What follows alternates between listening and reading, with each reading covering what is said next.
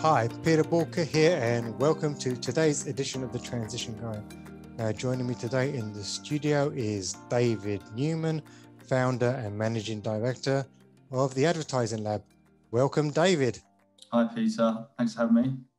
Pleasure to have you. Thank you for joining us. So how did you get started in your business? So started about 6.5 years ago. And at that point, I was working at Mercedes-Benz, Hertfordshire. I was running the digital marketing there. And being a passion, picked up a few freelance clients, doing some Google Ads campaigns, building up some websites.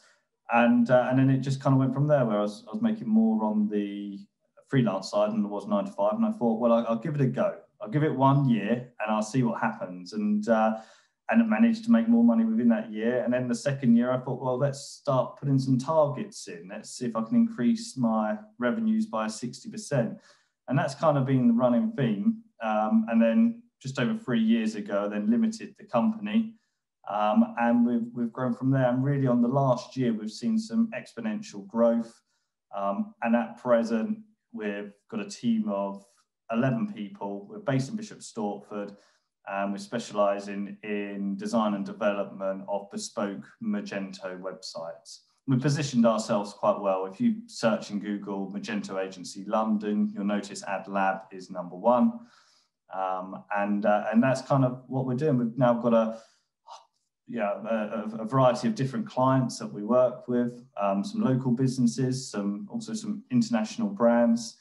And as well as building the websites, we're also helping them to drive more sales online. And a big service that we're using to do that is taking the product feeds, embellishing that, and then running that into predominantly Google Shopping, but other media channels such as Bing Shopping, and then marketplaces such as Amazon and eBay. And that's kind of it in a nutshell, yeah. So, what's quite interesting, and the reason I wanted you on today's episode, was lockdown has been very unkind for so many businesses. Yet for you, in the sort of predominantly the sort of lockdown and coming out of lockdown, you've had an exceptional year. You've kind of more than doubled your turnover. How much of a change have you had to make to your strategy to be able to execute that? Yes. So we've had a really, really great year. We are over doubled on revenues into the business. The strategy has then evolved. We've had to then look to change the organizational structure to bring in the right people. And we've gone through a few different people as well until we've found the right people for that. And so we're really kind of sort of setting out our roadmap as to the structure of the business of what we need, and then really going after and finding the right people, because inevitably within this, we're selling people. We're selling people's time. So it's been a fun journey this last year. We're definitely riding a wave. At first, when we went initially into lockdown this time last year, and just over, it was quite daunting, and we had some clients which required some respite, and then we had some e-commerce businesses which just saw some really strong growth, and essentially we just held on to their coattails, and we were there, responsive, and then we just kept pushing out for ourselves as well. As other people were sort of trying to hold tight of their money, we were spending it. We were advertising for ourselves. We were doing podcasts such as this. We were doing some paid search, and we were pushing our brand and ourselves to actually acquire some more business. And e-commerce was obviously always there, and there was always some steady growth going on within e-commerce, but the pandemic has definitely sort of speeded things up. And we've seen really some big B2B businesses which have really wanted to then heavily invest and go direct to consumer, and to do so with a website and the right channels set up. So, yes. So a question for you is, okay, you've mentioned something here is quite pivotal and quite important, is that you actually increased your advertising during the pandemic, during sort of lockdown. And a lot of companies out there, while you were increasing your spend, they actually reduced their spend. How much of an impact do you think that had for you? Big impact. CPCs were lower. I was going to say, the cost of advertising for you must have been a lot lower. Yes, absolutely. Absolutely. So the cost of advertising was lower. And we hope, yes, okay, we could, in essence, in a recession, you could say that it's contracting, but if we can gain a larger piece of that pie, as then it expands again, then we should come out of it with a larger business. And you kind of demonstrated that, though, the fact that while everyone was, well, not everyone, because there was people out there obviously spending still, but actually, while a majority of people were sort of contracting, the fact that you invested, you actually saw the benefits of it. But what would you say to business owners out there that are quite, what's the word I'm looking for? It's probably quite reticent, that they don't have confidence in their advertising. And therefore, perhaps as they spent money on it in the past, it hasn't quite yielded the results that they wanted. So as soon as a downturn comes, they shut up shop and they stop advertising. What advice would you give those business owners? Number one, measurement is key. You need to have the right measurement on your website. You need to be using Google Tag Manager to tag up every aspect of the site, from someone clicking on the phone number to someone downloading a PDF or a piece of information, to someone requesting a quote or submitting a book online or a contact form or making a purchase. So we need to have that measurement in place. And then that way, as you spend on the various marketing channels, you can then actually measure the return direct of what you've got from that. And there is a feeling, as when you go into a recession, to hold on to your money, to keep it down, batten down the hatches and all of that. But in some respects, it's absolutely the right thing to do. Sure. But in some instances, it can be counterproductive. Yeah. Where do you think you've seen, I mean, you look at the businesses, you do the sort of advertising for other businesses. Where have you seen the biggest growth? I mean, it's quite logical of what you'd expect. So, for instance, just on the website for a company in Bishop Stortford, Nonga, called Elements Home and Garden, and they specialise in selling garden furniture. And it's just gone bananas for them. And they're just inundated with inquiries every day. We're getting stacks of visits. We're having to really just tone down the Google shopping. We just don't need it. Right. Because that's where the trend is going. We saw, as a client, which is just down the road from yourselves, we built their website. That's imhungryexperts.co.uk. We're actually just about to launch a new Magento 2 store. And again, they have seen some exponential growth, and it's been really fantastic. I've just been trying to hold on to their coattails and really do some more stuff with them. But they're a great company. They're a great family to work with. I've been working with them now for about 5.5, 6 years. I built the first website, and now we've got the new one coming on. So we've seen that. So I'm hungry products, anything to do with the home, locks, latches, door handles, garden furniture. We've seen big growth there. I've got a client over in Stevenage, 2 guys, and they went full in on making hand sanitizer, and they've created hand sanitizer called Ocean Free, and it's actually the most popular, the biggest selling hand sanitizer on Amazon. And just to give you a flavour, if you look on, there's some tools that you can use which tell you how much a specific product has sold within Amazon. Just looking at it the other day, November last year, they've done £2.2 million worth of just one product in Amazon. And bear in mind, they've got their product in various other channels as well. So those boys have come out of it with a really big business.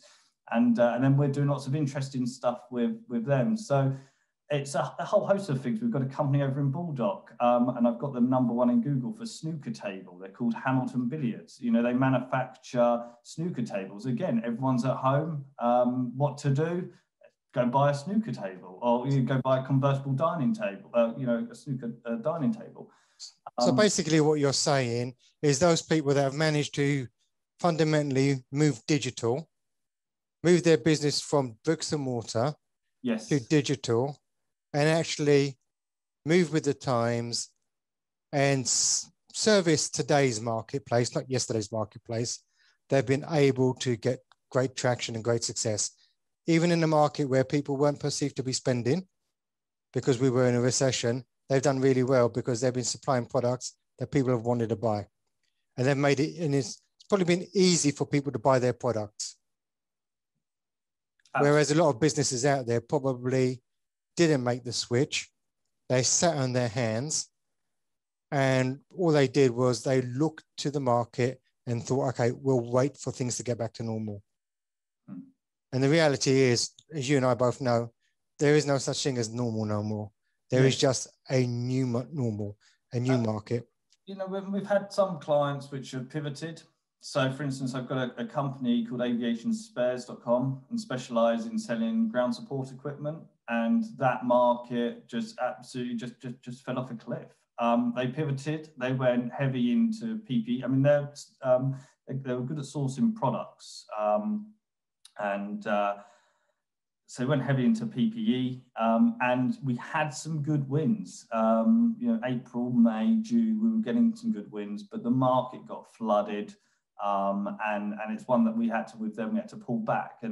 But for them as a business, they're then looking into different territories, and again, we're helping them with that. So, for instance, there's still purchases and big contracts going on in Libya, and a few other territories where it's a bit more. It's not really sort of secure to be dealing within that. So anyhow, so there's companies that we have dealt with which have had to, or they've decided to, rather than just lock up shop and just go, right, we'll just put everyone on furlough and just keep costs absolutely low. They've decided to spend and invest, and we've had a few wins from it. And no, it's good to have the short-term wins. I suppose there is a danger with the short-term win, and the danger is you pivot, you go into something like hand sanitizer, PPE, inadvertently everyone jumps on the bandwagon. So you've got a short window to have massive success. But then when the market becomes flooded, well, you've lost your advantage point, number one. But number two, I've seen companies that haven't been focusing on their core business and now having to go back to their core business, and they've lost both time and they've also lost traction against other people. And actually it's damaged their business more than anything. So I think we're talking about, you've got to understand where the market's going. You've got to understand the right medium, so be it online, but also never lose sight of your core business, because if you do lose sight of your core business and you don't give it the love and attention it needs, well, do you know what? Someone else will. Somebody else will. So what's next for you? What does 2021, 2022 look like for you? Yeah, well, it's looking really promising. So, you know, we're bringing in some seniors into the business. So these are people sort of in their late 30s, have got sort of 15 odd years experience doing digital marketing, taking projects from concept design through to development and launch. So they're joining the business. We've got some more sort of copywriters, some journalism grads that we've been using. We kind of tapped into, on the recruitment side and people, I tapped into a journalism course which goes on at the Anglo-Ruskin University in Chelmsford, and I've managed every year I've had a flurry of interns come through, and what we've done is then just given them maybe like 1-2 days a week of work, and if they're any good and they enjoy it, then we'll take them on full time.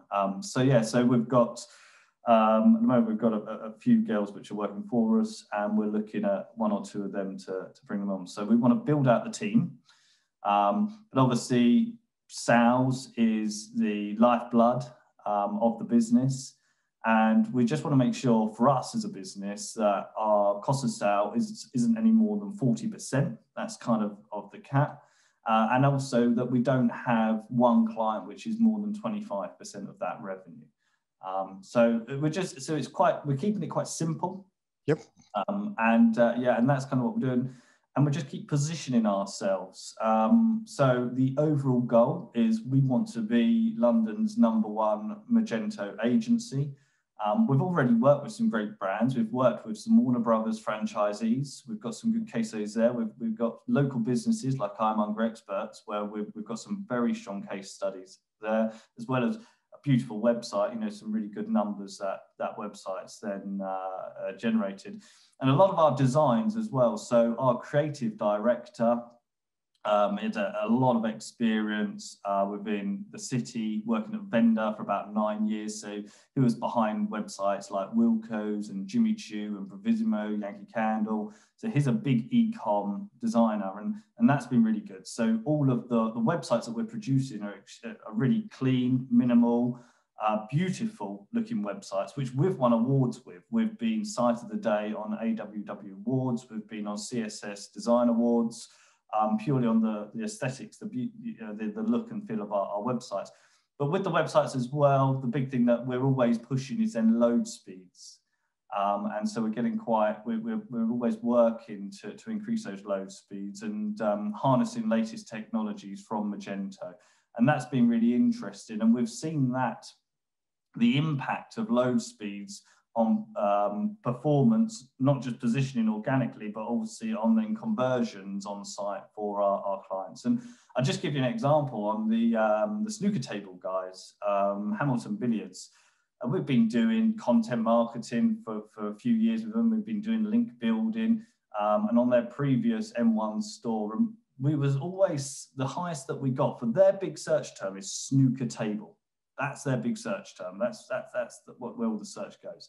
And the highest that we actually got was 7th in Google. We then developed the Magento 2 store, and we harnessed varnish and cache, varnish and reddish cache settings on Magento and also on the server, and warming of the cache. And that was like an absolute game changer for that site, because once then we pushed it live, the load speeds are like almost instant. They're like 0.3 of a second. And you can notice it. If you go onto that site and you click around on the pages, it's instant.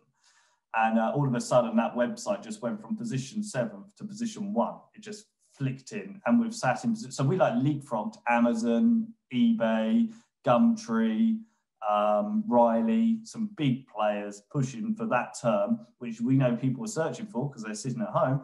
And we've got the data within Google Ads. So we leapfrogged them. We sat there. So. But yeah, where we're going, it's really to specialize in Magento. We want to get really good at that. So we've got 4 full-time developers working for us at the moment, and we're actually really recruiting for 3 more. So it's going to take us to a team of 7. And then I'm spending on pushing these guys, our team, our developers, to get all the certifications around Magento. And we want to become real specialists within that platform. So where does that leave you in terms of the growth of your business? What do you think that's going to be? Yeah, I mean, it's a difficult one, because at the start of the year, I set my target for 60. I just carried on, like, just increased revenues by 60%. And yeah, I mean, right now, if we're looking at this month, I've like exceeded that target quite massively. And, we do look at that and think, well, should we midway through this year draw a line and say, well, okay, it's time to set a new higher target? And work from there. Well, I would probably say that one thing you don't want to do is restrict your business due to your budget. If you set a budget you're already going to sort of exceed, you don't want to restrict any potential growth by saying, okay, well, this is my budget, we'll stick to it. So maybe a reset would be absolutely great. But you've shown that you've got great momentum. The business can go. The business has been developing. You've obviously latched onto markets that are growing, and you're now fortunate. You say you're riding a wave. I say you're riding a wave that you've created. So thank you very much for coming on today and sharing. Brilliant. Thank you, Peter. And thanks for having us. I mean, great content. I've been absorbing a lot of it, and it's helped me. I mentioned, at the start of the show, I've come from humble beginnings, and people like me, we need coaches and need people around to actually help us to take the business to the next level. So yeah, thank you. Cheers. You're welcome. Now, if anything we've talked about today resonates with you, you want a bit more information, head over to boolkah.com and get in touch. And remember, failing to learn is learning to fail. Please stay safe. And once again, David, thank you very much.